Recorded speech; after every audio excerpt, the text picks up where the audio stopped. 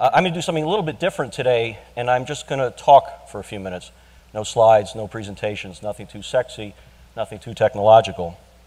One of the great communications gurus said something to me that I've thought about my 6 years in and around the online health space. And he said, "It never ceases to surprise me. Common sense just isn't that common." Now, the common sense of our worlds, the worlds of health, seem pretty clear to me. Everyone is a health seeker. Everyone wants, and now through technology can have at their fingertips, greater control of their lives. That same technology, offering easy information on our terms, we can share and extend to our specific conditions as a group, anonymously, one-on-one, whatever we want. It is almost as if this technology was invented for health. And yet, in my journey, I've had 5 stunning surprises. These will sound naive, perhaps, to some of you, but nonetheless, first, no matter how central health is for all of us, we as humans really, in the end, wish to avoid it.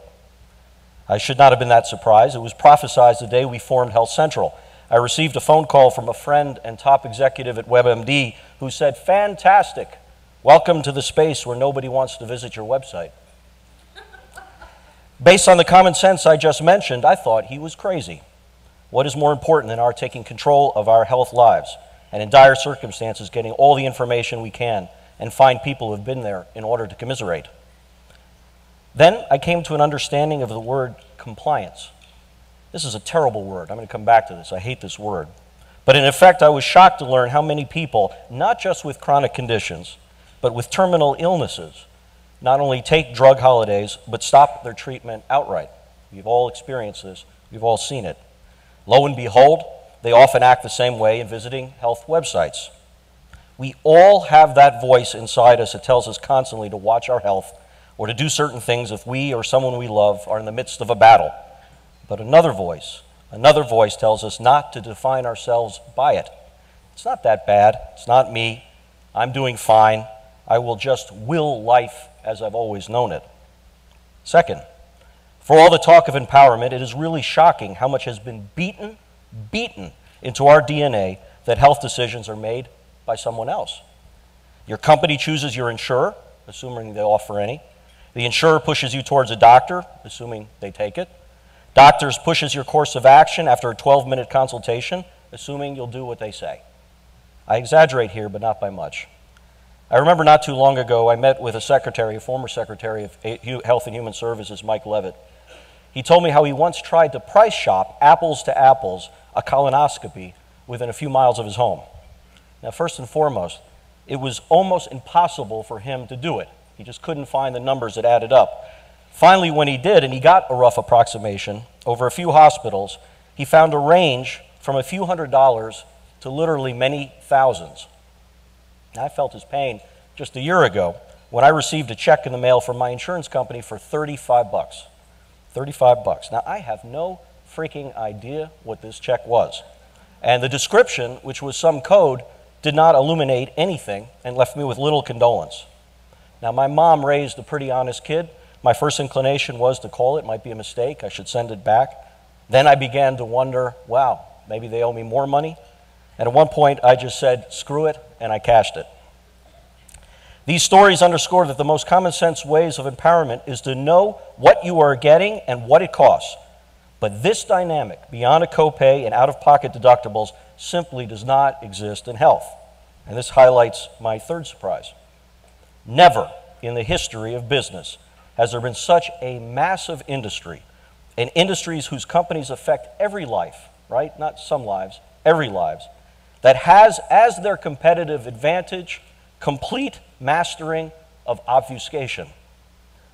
Now look, others give them a run for the money. Any of you who have spent an hour trying to fathom the 40 pages of papers in your mortgage refinancing knows what I'm talking about. But I got to tell you, man, health, it is in a league of its own, and the stakes could not be any higher. Fourth, so many parts of the healthcare industry. Now, I'm not talking about some of these wonderful, heroic saints that we all have in experiences with doctors and nurses and other health practitioners, but overall, as an industry, it is as if they have almost forgotten about the patient. It's just amazing to me. It's like the patient is lost. You see it in the choice of words, and this brings me back to what I said before about these terrible chestnuts, compliance and adherence. Important concepts. It's just the words that I really don't like. It makes me feel like I'm a pet dog. If you read the backs of any pharma magazine ad, you wonder if the regulators who compel it had ever been sick a day in their lives. I have met with dozens of Twitterers in pharmaceutical, insurance, hospital, and other companies, and I asked them a very simple question, a kind of Rorschach test of whether or not maybe they've lost the patient. And I asked them, would you, if you no longer worked at this company, follow you? Not one of them said yes. That tells me a lot. I don't get it. After all, every person in the health system is, has been, or will be a patient. Why is it so hard to be the patient that we seek? But there you have it. So, we are, at one level, resistant to engage in health. So much of the decision-making is in other hands anyhow. The entire industry seems to be based on compounded obfuscation, and the patient gets lost. And this leads me to my final surprise. Where are the pitchforks and torches? Where are the pitchforks and torches? Where is the we are mad as hell and we're not going to take it anymore? I'm from Washington, D.C. I've been here for a while. I actually worked in government for a while. I used to argue that real healthcare reform will not happen until we all stand up, not allow the forces of obfuscation to win. We, after all, are everyone. Don't we outnumber them?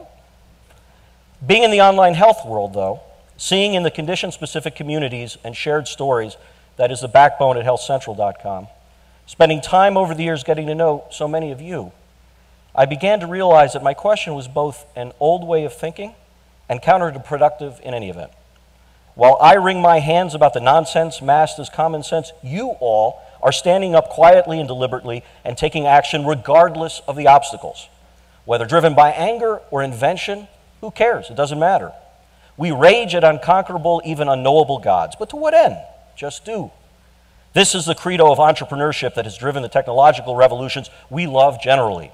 There are always more obstacles, more reasons why things can't be done. The women and men of impact simply say, fine, you worry about that, I am going to act.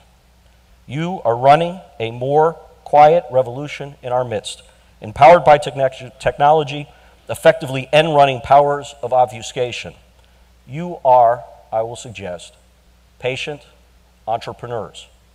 You are patient entrepreneurs. Many of us were proven wrong that with great technology would change health and wellness overnight. At the same time, the arc of behavior bends towards whether something makes our lives better, cheaper, faster, more beautiful, more fulfilling, more inspired than it was before. This is the ultimate criteria, the ultimate common sense of any successful innovation or product. For all the talk of great technology around patient health records, mobile tools, apps, fantastic new attempts to help us price compare or at least better understand our reimbursements, some outstanding businesses, others nifty gadgets, a few lead balloons, it really doesn't matter. They, and more like them, will happen. It is not a matter of whether, but of when. The rudder for health in the future is what the people in this room, you guys all, represent. Patient entrepreneurship is based upon true patient empowerment and the transparency, community, and action that it commands. Patient empowerment is a terribly tossed around word, but at its essence it means the three most important needs we all have. You know this. We all have in a time of health, part and parcel, often as important as the treatment itself.